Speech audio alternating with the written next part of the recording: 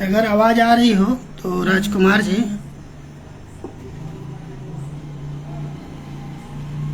एक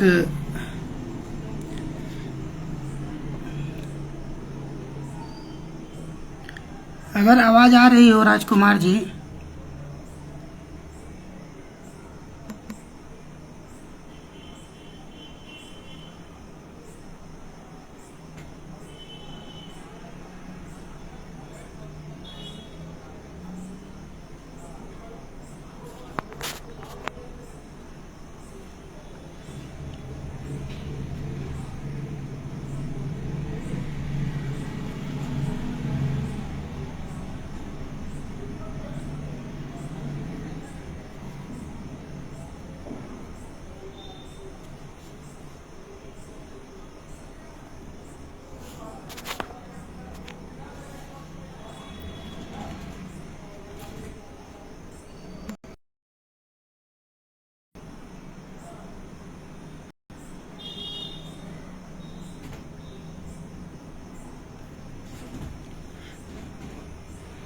तो बात प्रारंभ करता हूँ। मित्र राजकुमार जी ने 10 दिन की भाषा विषयक एक कार्यशाला आयोजित की है सीता +2 हाई स्कूल, जो हरिहरगंज में पड़ता है, पलामू में। और यह अपने आप में एक इनका अनूठा या नया उपक्रम है, क्योंकि कार्यशालाओं का आयोजन विद्यालयों में, जहाँ तक मेरी जानकारी है, यह ऑनलाइन प्रथम है, ऑनलाइन माध्यम से झारखंड में। तो इसके लिए विद्यालय परिवार, राजकुमार जी और उनके सभी सहकर्मी धन्यवाद के पात्र हैं, धन्यवाद के योग्य हैं। और इन्होंने मुझे बोलने के लिए अपने मंच पे अवसर दिया, इसके लिए इनके प्रति आभार प्रकट करता हूँ। और मेरा विषय है कि विद्यालय में भाषा की शक्ति, विद्यालयीय शिक्षा में भाषा की शक्ति एवं विविध सरोकार। जैसा कि विषय से ही ज्ञात है कि विद्यालयीय शिक्षा में भाषा की शक्ति, तो यह शब्द ही अपने आप में बता रहा है कि विद्यालयीय जो शिक्षा प्रणाली है या जो अधिगम हमारा होता है विद्यालय स्तर पे, उसमें भाषा की क्या शक्ति है और भाषा से क्या सरोकार है। यह क्षेत्र, यह विषय काफ़ी बड़ा है, लेकिन मुझे उनके द्वारा बताया गया है कि सर आप संस्कृत के संदर्भ में और भाषा परिवार के संदर्भ में अपनी बात रखेंगे। तो विदित ही है आप सभी को, आवाज आ रही है ना? विदित ही है आप सभी को कि भाषा संस्कृत के भाष धातु से टाप प्रत्यय करके निकला हुआ एक शब्द है, जिसका अर्थ होता है विचारों का आदान प्रदान करना। या यूं कहें कि मनुष्य एक सामाजिक प्राणी है और समाज में रहता है, तो समाज में रहने के लिए, अपने विचारों को देने के लिए और दूसरे के विचारों को आत्मसात करने के लिए जो माध्यम है वह भाषा है। इस रूप में भी भाषा का अपना एक अद्वितीय अनुपम महत्व है और उसकी उपादेयता भी है, प्रासंगिकता भी है। भाषा का एक पूरा यूरेशिया परिवार है, जो भारत और यूरोप को लेकर के जो भाषाएं चलती हैं, या जो भारत और संपूर्ण यूरोप में जो भाषाएं हैं, उनको भी हम भारोपीय परिवार के नाम से जानते हैं। और उस परिवार में अनेक भाषाएं हैं, जिनमें सबसे प्राचीन भाषा संस्कृत भी एक भाषा के रूप में वहाँ पे है। और इस प्रकार भाषाओं का अन्य भाषाओं के साथ अपना संबंध बनते चला गया। तो उस भारोपीय परिवार में स्पेनिश भी है, पुर्तगाली है, जर्मन है, फारसी है, वहाँ पे संस्कृत है, ईरानी है। और यह भाषा, जैसा कि मैंने बताया कि विचार विनिमय का साधन है, तो हम अपने विचारों को न केवल बोल करके, अपितु यही भाषा जब बड़े पैमाने पे आ जाती है, लिखित रूप में आती है, संस्कारित हो जाती है, जिसकी बात आगे मैं करूँगा, तो वह साहित्य का रूप ले लेती है। तो साहित्य का भी आदान प्रदान एक देश से दूसरे देश का या संस्कृतियों को जानने का भी बहुत बड़ा माध्यम साहित्य रहा है। और साहित्य सृजन का मूल बिंदु जो है वह भाषा ही है, क्योंकि कोई भी साहित्य हो वह अपनी अपनी भाषाओं में ही लिखा जाता है, रचा जाता है, जिसके द्वारा मानव समाज, मानव सभ्यता एक दूसरे की संस्कृति को, एक दूसरे के आचरण को, एक दूसरे के धर्म को, एक दूसरे के विचार को आपस में विनिमय कर लेते हैं। बात जहाँ तक संस्कृत की है तो वहाँ पे भाष्यकार कहते भी हैं कि भाष्यते व्यक्त बाग रूपेण अभिव्यंजते इति भाषा, अर्थात व्यक्त वाणी के रूप में जिसकी अभिव्यक्ति की जाए वही भाषा है सामान्यतः। अब पाश्चात्य एक बहुत बड़े विद्वान हुए प्लेटो, वो भाषा के बारे में क्या कहते हैं कि पश्चिमी विचारकों में सबसे प्राचीन आपको पता है कि प्लेटो हैं। उनका भाषा विषय क्या सिद्धांत है, तो वह कहते हैं कि विचार आत्मा की मूक या ध्वनि रहित अध्वन्यात्मक, विचार आत्मा की मूक या ध्वनि रहित अध्वन्यात्मक बातचीत है, पर वही जब ध्वन्यात्मक होकर मनुष्य के ओठों पर आ जाती है उसे भाषा की संज्ञा दी जाती है। ये ऐसा प्लेटो का अपना मंतव्य है। बात वही है कि जो विचार है उस विचार का प्रस्तुतिकरण ही भाषा है। अब एक किशोरीदास भी हैं, वह कहते हैं कि वर्ण वह छोटी से छोटी ध्वनि जो कान का विषय है और जिसके टुकड़े नहीं किए जा सकते हैं वह वर्ण है। अब वर्णों का समूह अक्षर और फिर शब्द, इस प्रकार एक रूप में भाषा का विकास क्रम होता है। भाषा की जो सबसे छोटी इकाई है वह ध्वनि है।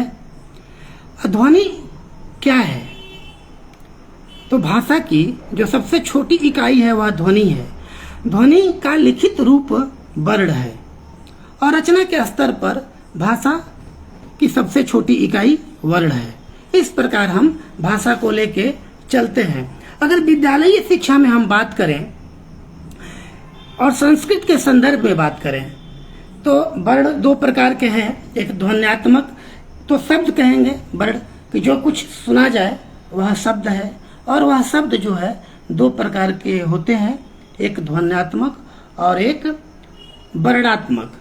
तो ध्वन्यात्मक जिन शब्दों में अक्षर हमें साफ साफ सुनाई नहीं देते हैं उनको हम ध्वन्यात्मक शब्द की श्रेणी में रखते हैं, जैसे बादलों का गड़गड़ाना और घोड़ों का हिनहिनाना इत्यादि बहुत सारे उदाहरण आप ले सकते हैं। और वर्णात्मक शब्द में जिन शब्दों के अक्षर भी दिखाई दें और जो सुनाई दें और जो लिखे जा सकें उन्हें हम वर्णात्मक शब्द कहते हैं, जैसे राम, मोहन, सोहन इत्यादि आप ले सकते हैं। आगे चल करके स्वरूप के भेद से यही शब्द जो है पुनः स्त्रीलिंग, पुल्लिंग, नपुंसक लिंग के रूप में आ जाते हैं। फिर यही शब्द जो है स्वरांत, व्यंजनांत के रूप में आते हैं। स्वर हम संस्कृत अच को स्वर कहते हैं और व्यंजन आप जानते ही हैं, तो जिसके अंत में स्वर हो उसको स्वरांत कहते हैं। जिन वर्णों, जिन शब्दों के अंत, जिनका अंतिम वर्ण व्यंजन हो उसको व्यंजनांत कहते हैं। तो इस प्रकार शब्दों का अपना एक क्रम बनते चलता है और इन्हीं शब्दों के समूह से वाक्य का निर्माण होता है। यह तो एक सामान्य सी पद्धति है जो कि हम जिसको देखते हैं, जानते हैं, लेकिन बात यहाँ से प्रारंभ करनी है हमें। ये तो मैं एक सामान्य दिग्दर्शन, चूंकि विद्यालय स्तर के आपके विद्यालय के जो बच्चे हैं उनके स्तर से बात की जा रही है। कहना यह था कि विद्यालयी स्तर पे भाषा की शक्ति असीमित है, इसमें कोई भी संदेह नहीं है, लेकिन एक सीमित के शक्ति के असीमित होने के बावजूद यह भी ध्यातव्य है, ध्येय है कि उसकी स्थिति चिंतनीय भी है।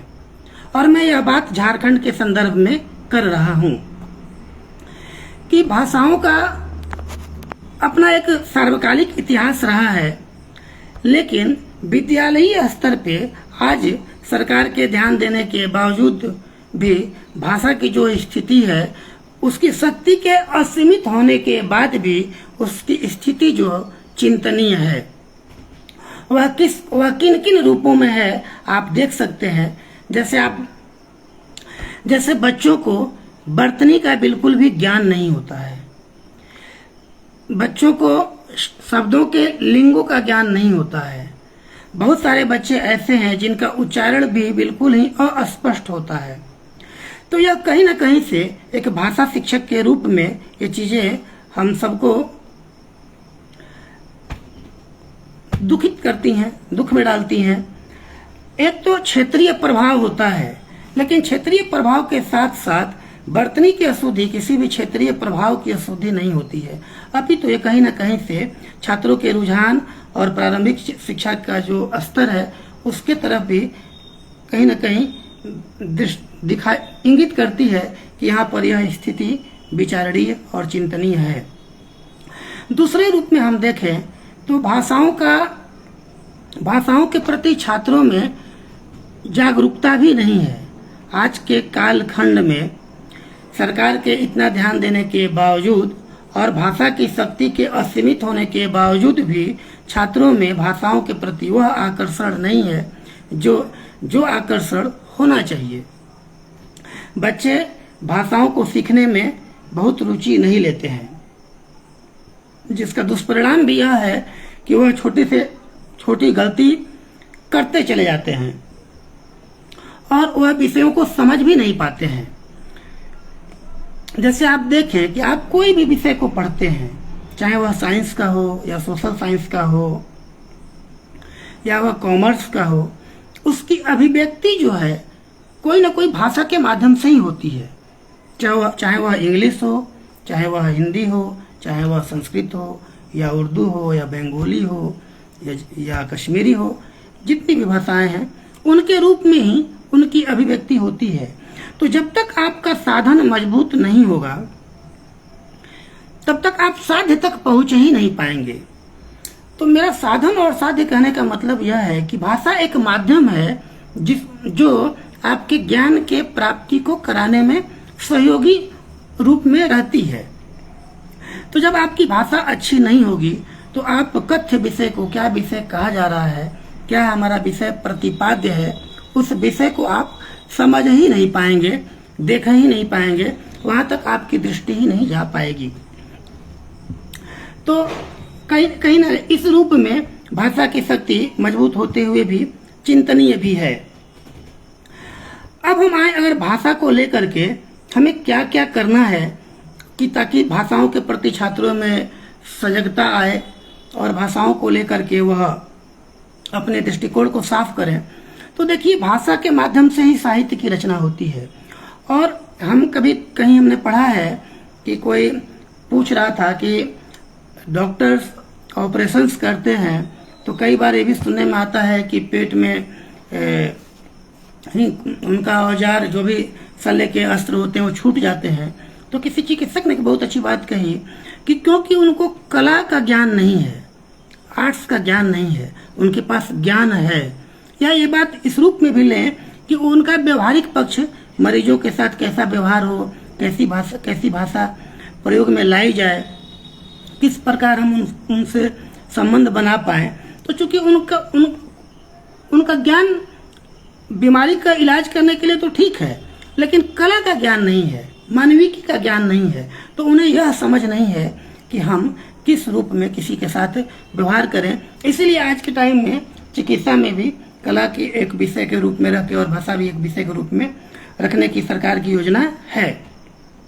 तो मैं कहना ये चाह रहा था कि भाषाओं का उपयोग और भाषाओं की प्रासंगिकता सार्वकालिक है, सार्वकालिक है और रहेगी। लेकिन अगर हम केवल उपादेयता की बात कह करके महिमा मंडन के साथ चलें तो उसकी उपादेयता समाप्त होती जाएगी। इसलिए प्रासंगिकता और उपादेयता तभी अपने सफल रूप को प्राप्त करेगी जब हम प्रारंभिक स्तर से बच्चों में भाषाओं के प्रति एक संप्रेषण और एक अवबोध की क्षमता को विकसित करें।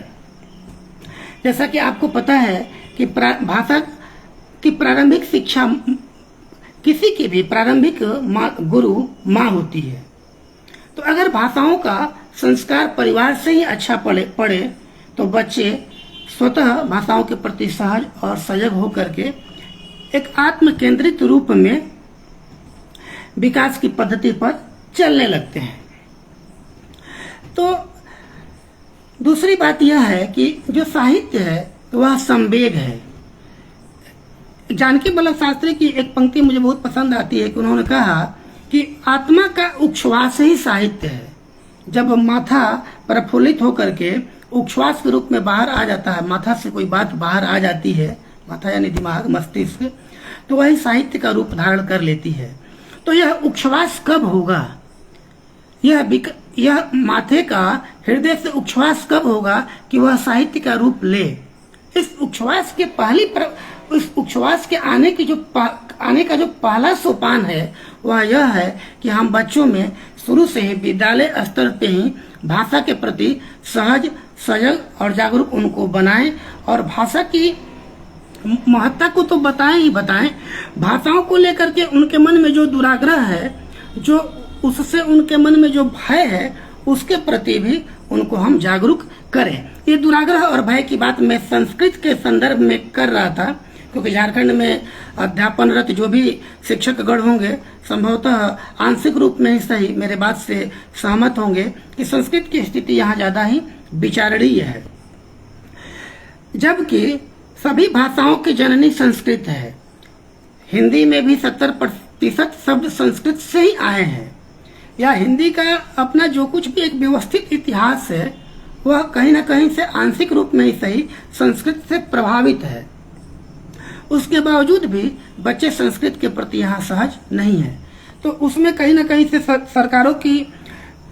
सरकारों का दुराग्रह भी एक कारण है, उसको नकारा नहीं जा सकता है, एडिशनल विषय के रूप में रह करके संस्कृत को पढ़ाना।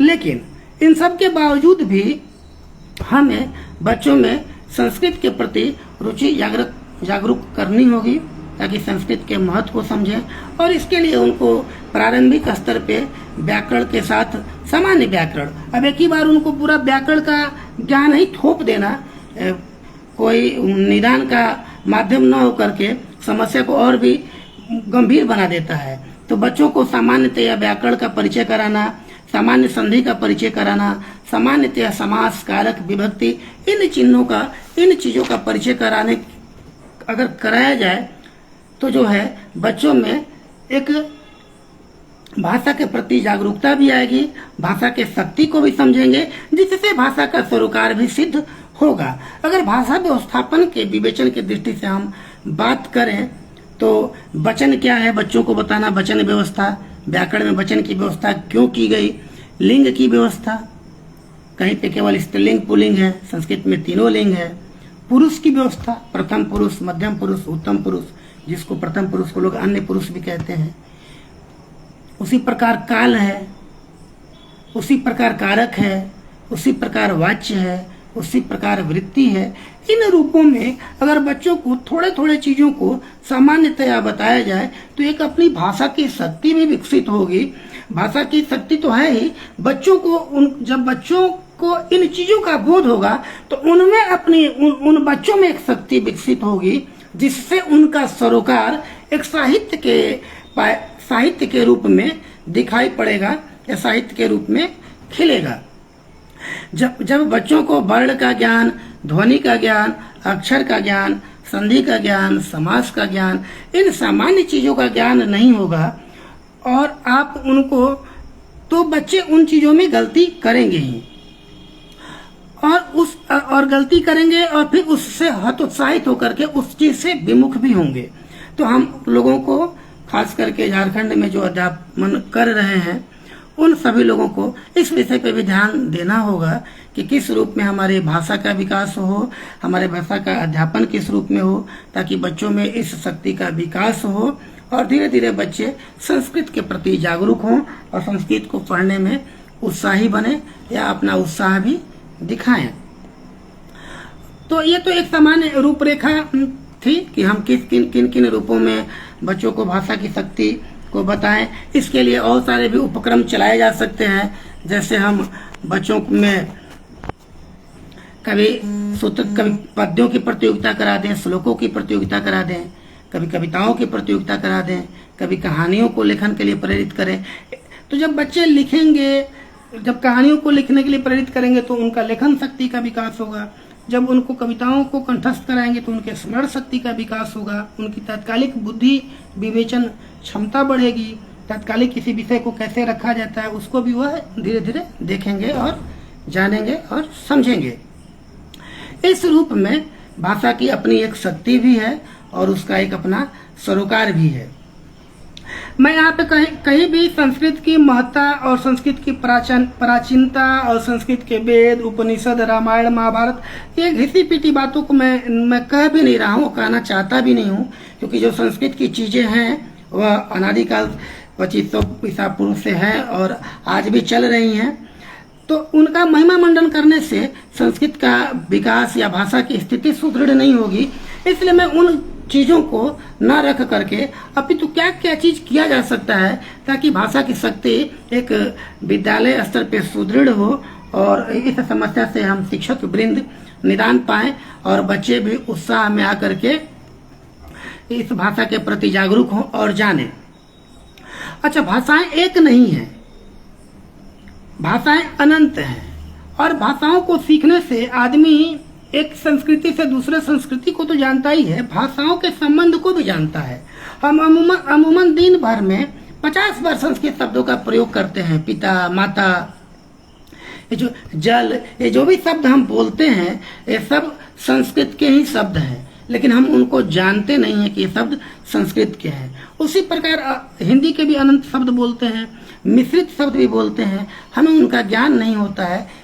इस रूप में हम नहीं जान पाते हैं कि यह को शब्द किस भाषा का है, इसका प्रयोक्ता कौन है, यह कहाँ से आया है। और भाषाएं एक दूसरे से जुड़ी हुई भी हैं।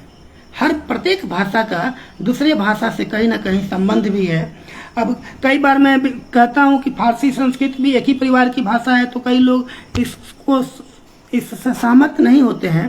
लेकिन मैं कुछ दिन पहले यही पढ़ा था कि नेस्तानाबूद एक उर्दू का अरबी का शब्द है, नेस्तानाबूद हो जाना, सर्वनाश हो जाना। अब वह नास्ति न अभूत, न अस्ति न अभूत, इस संस्कृत के शब्द से फारसी का नेस्तानाबूद बना। तो जब हम इन ऐसे चीजों को लेकर के आएंगे और बच्चों के सामने रख करके उसको बताएंगे, उसको रुचिकर बनाएंगे और बच्चों को जागरूक करेंगे, तो इस रूप में बच्चे भाषा के प्रति सहज होंगे, सजग होंगे, जागरूक होंगे और भाषा की उपादेयता और प्रासंगिकता को समझेंगे, जिससे बच्चों में बर्तनी बोध, बरतने की गलती और अशुद्धियां नहीं होंगी। एक मुख्य बात जो मैं अनुभव करता हूँ विद्यालयी शिक्षा में, उसको भी आप लोगों के साथ साझा करना चाहता हूँ। अब मेरे मित्रगण वो कितना सहमत होंगे और नहीं होंगे, यह मैं उनके विवेक पे रखता हूँ कि मैं एक चीज देखता हूँ कि अगर कोई बच्चा या कोई छात्र या कोई विद्यार्थी जब उच्चारण के क्रम में या लिखने के क्रम में अंग्रेजी के किसी शब्द को, मैं पहले स्पष्ट कर दूं अपनी बात को कहने से पहले कि मेरा किसी भी भाषा के प्रति कोई दुराग्रह नहीं है और मेरा यह मानना भी है कि जिस प्रकार जीवन में घूमना बहुत जरूरी है सर्वांगीण विकास के लिए, उसी प्रकार भाषाओं का सीखना भी मनुष्य के सर्वांगीण विकास के लिए बहुत जरूरी है। लेकिन मैं एक चीज जो देखता हूँ, जो मैं कहने जा रहा था, वह यह कि बच्चे अगर अंग्रेजी के किसी शब्द के उच्चारण में या लेखन में त्रुटि करें तो उनको बहुत अपराध का बोध होता है, या ये कहूँ कि वो अपने आप को बहुत शर्मिंदगी महसूस करते हैं। उन्हें लगता है कि उनसे बहुत बड़ी गलती हो गई, नहीं होनी चाहिए थी। लेकिन जिस भाषा में वह, जिस बोली में वह पैदा हुए और जिस भाषा को वह सीखे, उसमें वह लगातार गलती करते हैं, बोलने में, पढ़ने में, लिखने में, और उनको उसमें कोई भी संकोच नहीं होता है। तो यह भी एक चिंतनीय स्थिति है कि हम कई बार देखते हैं कि शब्दों के उच्चारण में य की जगह पे लोग आ अ बोलते हैं, यादव को आदो बोलते हैं। ऐसे तमाम शब्द हैं, उन शब्दों को यहाँ रखना बहुत जरूरी नहीं है। बस कहने का मुख्य ध्येय यह है कि हम अंग्रेजी के किसी शब्द का अगर गलत उच्चारण करें और अपराध बोध से ग्रसित हो या शर्मिंदगी महसूस हो, और हम जिस भाषा में पले बढ़े, जो हमारी भाषा है, उसमें जो है हम लिखने में भी गलती करें, बोलने में भी गलती करें और समझने में भी गलती करें, और हमें अपराध का बोध न हो, या हम मान लें कि सर ऐसे ही चलता है, तो यह कहीं ना कहीं से शिक्षा को और उनकी बौद्धिकता को प्रभावित यह विषय करता है, प्रभावित करता है। और चूंकि विद्यालयी स्तर पे अगर बच्चों पे ध्यान दिया जाए तो इन चीज़ों में सुधार भी होगा और बच्चों का एक बौद्धिक विकास भी होगा। तो प्रत्येक गुरुजन का, प्रत्येक टीचर, शिक्षक जन का, शिक्षकों का, गुरुओं का यह पहला कर्तव्य है कि हम पहले बच्चों के उच्चारण पर विशेष ध्यान दें, ताकि बच्चे धीरे धीरे सीख करके, सुन करके उन चीज़ों को सुधारें और उनकी अपनी भाषा भी सुदृढ़ हो। उसी प्रकार भाषाओं के क्रम में अगर बात करें तो राष्ट्रभाषा है, राजभाषा है, मानक भाषा है, बोली है, मूल भाषा है, अंतर्राष्ट्रीय भाषा है। अलग अलग रूप में भाषाएं दिखती हैं। जैसे राष्ट्रभाषा वह भाषा है जिसको किसी देश की जनता समझती हो और जिसका अस्तित्व सामाजिक और सांस्कृतिक दृष्टि से हो, महत्वपूर्ण हो, वह राष्ट्रभाषा कहलाती है। उसी प्रकार राजभाषा वह भाषा है जिस भाषा में राजकीय कार्य होते हों, शासन के, विधायी के, न्यायपालिका के, कार्यपालिका के।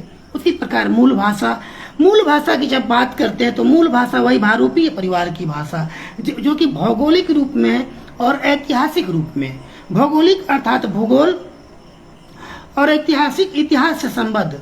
तो भौगोलिक जो परिक्षेत्र है और ऐतिहासिक जो काल है, उनसे जो निकली हुई भाषाएं हैं उनको मूल भाषा कहेंगे। तो भारत और यूरोप की प्राय सारी भाषाएं एक दूसरे से संबद्ध भी रखती हैं और भारतीय परिवार की भाषाओं को ही हम मूल भाषा के रूप में मानते हैं। इसी प्रकार मानक भाषा वह भाषा है जिसका अपना व्याकरण हो, जिसका अपना साहित्य हो, जिसमें साहित्य सृजन होता हो, और जो व्याकरण पर आधारित भाषा हो उसको हम मानक भाषा के रूप में जानते हैं। उसी प्रकार बोली भी है।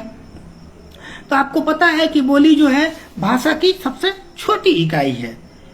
बोली का ही विकसित रूप जो है वह भाषा है। तो बोली और भाषा, जैसे हिंदी की कई बोलियां रही हैं, जैसे भोजपुरी है, अवधी है, ब्रज है, ये हरियाणवी, ये सब क्या है, बोली हैं। तो और इन्हीं से इन भाषाओं का विकास भी होता है। तो बोली और भाषा में भी मुख्य रूप से अंतर यह है कि बोली का क्षेत्र सीमित होता है, भाषा का क्षेत्र व्यापक होता है। बोली का अपना व्याकरण नहीं होता, अपना साहित्य नहीं होता। भाषा का अपना व्याकरण होता है, अपना साहित्य होता है। और एक होता है अंतर्राष्ट्रीय भाषा, जिसको हम आजकल इंटरनेशनल लैंग्वेज कहते हैं। जैसे वह भाषा अंतर्राष्ट्रीय भाषा होती है जो भाषा एक देश से दूसरे देश में भी बोली जाती हो। जैसे आज के समय में आप कह सकते हैं कि अंग्रेजी जो है, इंग्लिश जो है इंटरनेशनल लैंग्वेज है, अंतर्राष्ट्रीय भाषा है।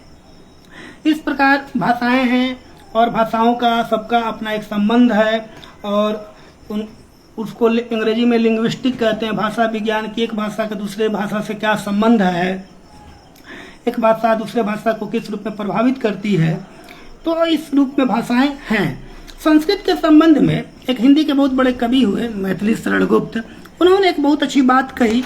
ये हमें लगता है कि हमारे आज के छात्रों को जानना चाहिए। भारत भारती उनकी एक रचना है, उसमें उन्होंने जो संस्कृत के बारे में जो बात कही थी मैथिली शरण गुप्त जी ने, वह इस रूप में थी कि निकला जहाँ से आधुनिक वह भिन्न भाषा तत्व है। निकला जहाँ से आधुनिक वह भिन्न भाषा तत्व है, रखती न भाषा एक भी संस्कृत समान महत्व है।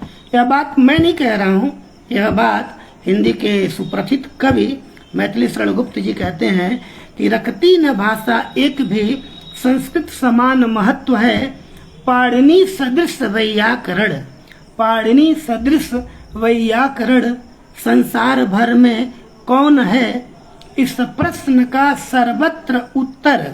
पाणिनि सदृश वैयाकरण संसार भर में कौन है, इस प्रश्न का सर्वत्र उत्तर। उत्तरोत्तर मौन है, इस प्रश्न का सर्वत्र उत्तर। उत्तरोत्तर मौन है। मैथिली शरणगुप्त संस्कृत के संदर्भ में बताते हैं कि जहाँ से आधुनिक भाषाएं और भाषा के जो तत्व निकले हैं वह एक संस्कृत भाषा ही है, और इसका जो पाणिनि का व्याकरण है उसके समान पूरे विश्व में कोई व्याकरण नहीं है। यह तो बात आज के संदर्भ में भी हम लोग जान ही रहे हैं। इसीलिए कहा जाता है कि संस्कृत जो है कंप्यूटर के लिए बहुत ही शुद्ध परिष्कृत भाषा है।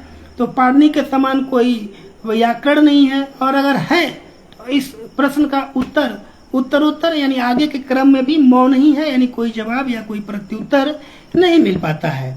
तो मेरा कहने का लबो लुआब ये है या सार ये है कि संस्कृत भाषा अपने आप में एक परिष्कृत है, विविधताओं से भरी हुई है, व्याकरण के दृष्टि से संस्कारित है। तो अगर हम बच्चों में सामान्य चीज़ों का अगर अवबोधन कराते चलें, उनका अधिगम स्तर बढ़ाते चलें, तो एक कालखंड में भाषा की शक्ति तो असीमित है रहेगी, बच्चों की शक्ति बढ़ेगी, और जब बच्चों की भाषा के प्रति शक्ति बढ़ेगी तो भाषा भी सामर्थ्यशाली होगी और उसका सरोकार भी बढ़ेगा, और बच्चों का भी सरोकार एक बहुत बड़े फलक पर बढ़ेगा। इस रूप में भाषाओं के बारे में अन्य भी कई लोगों ने बहुत कुछ अपने विचार दिए हैं, और भाषाओं को सिखाने के क्रम में अब उस विषय में जितनी बात की जाए वह बात कम होगी और बात बढ़ती चली जाएगी। सार रूप में मेरा कहने का भाव यही था कि हम बच्चों में भाषाओं के प्रति जागरूकता को बढ़ाएं, ताकि आज की पीढ़ी चिंतनशील बन पाए। मैं ये नहीं कहता कि दूसरे चीज़ों में चिंतन का अभाव है। मेरा कहने का मतलब यह है कि जब आप भाषा को सीखते हैं, जब आप साहित्य को पढ़ते हैं, तो एक तो आप में समझने की शक्ति बढ़ती है, लिखने की शक्ति बढ़ती है, संवेग बढ़ता है, और आप में संवेदना आती है, जो कि आज संवेदना बहुत ही धीरे धीरे समाप्त होती जा रही है। तो आप एक संवेदनशील प्राणी बनते हैं, और सभी ज्ञान का जो हमारे जो शास्त्रों में कहा गया है कि द्वे विद्ये वेदितव्ये परा अपरा च, तो सभी ज्ञान का या विविध प्रकार के ज्ञान का उद्देश्य यही है कि मानव को मानव बनाना। तो मानव को मानव बनाने की प्रक्रिया में भाषा एक प्रथम सोपान है, और जब विद्यालय स्तर पे हम बात करते हैं भाषाओं को, तो उसमें शिक्षक, शिक्षार्थी और विद्यालय, ये तीन अंग आते हैं। तो शिक्षक और शिक्षार्थी और विद्यालय, और ये तीनों अंग एक दूसरे के पूरक हैं, और इन एक दूसरे के माध्यम से ही ये विद्यालय को प्रभावित करते हैं, विद्यालय के शिक्षा व्यवस्था को प्रभावित करते हैं। भाषा के शक्ति, विद्यालय शिक्षा में भाषा की शक्ति और उनके विविध सरोकार के संदर्भ में अगर बात करें तो शिक्षक, शिक्षार्थी और विद्यालय, और ये तीनों धुरी हैं इसको आगे के सोपान में ले जाने के। तो इस रूप में भाषा अत्यंत ही अपरिहार्य है, और इसकी अपनी उपादेयता है, इसका अपना सरोकार है, इसकी अपनी एक शक्ति है। बशर्ते आवश्यकता है कि इस शक्ति को हम जानें, बच्चों में भाषा के प्रति जागरूकता को फैलाएं, और बच्चों को भाषा के महत्व को बतलाएं। इस रूप में भाषा अपने आप में विकसित होगी, और यह 10 दिवसीय कार्यशाला जो कि राजकुमार जी के विद्यालय के द्वारा संचालित है, हमें आशा नहीं अपितु विश्वास है कि इस रूप में बच्चों में एक बच्चों में तो एक सकारात्मक पहल होगा ही होगा। ये 10 दिन के 10 दिवसीय इस कार्यशाला से या अन्य लोग भी भाषा के प्रति थोड़ी अपनी उदासीनता को खो करके उसके महत्व को जानेंगे, और बच्चों को प्रेरित करेंगे।